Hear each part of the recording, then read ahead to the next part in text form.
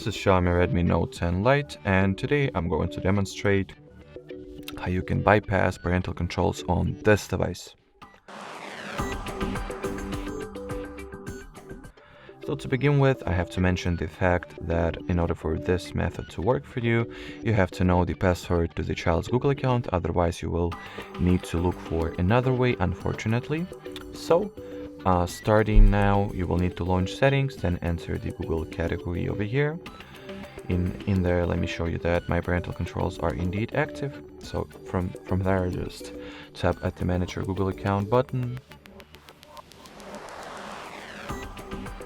Then open Data and Privacy section, and at the very bottom part of the page, go for the Delete Your Google Account. Do not be afraid, right after parental controls will be disabled, we will also restore the Google account, so no worries on that end. Now we will need to enter the password real quick. Then over here, check those two boxes and delete your Google account. Once done, there are basically two messages you might stumble upon.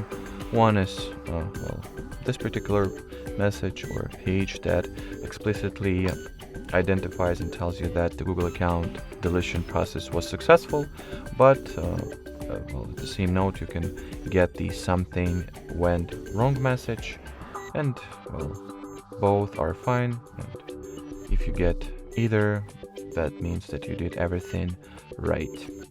From here, let me quickly check if my parental controls were turned off.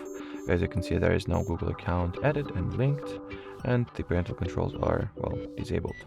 So now all that it's left to do is to log into the Google Play Store with the recently removed or erased Google account in order to recover it. So that's exactly what I'm going to do now. I'll enter the email address. Then you should get the following message. After it, enter the password. So at this point you might get the something went wrong message. That's a thing that occurs in 9 out of 10 cases, at least from my experience. So do not worry, just re-enter your credentials one more time and you should be good. So as you can see, it finally let me through, and now I'll just proceed with the Google sign-in as I would usually do and prove you that the account was recovered. And here it is. Alrighty, so that will be it. Thanks for watching, and bye bye.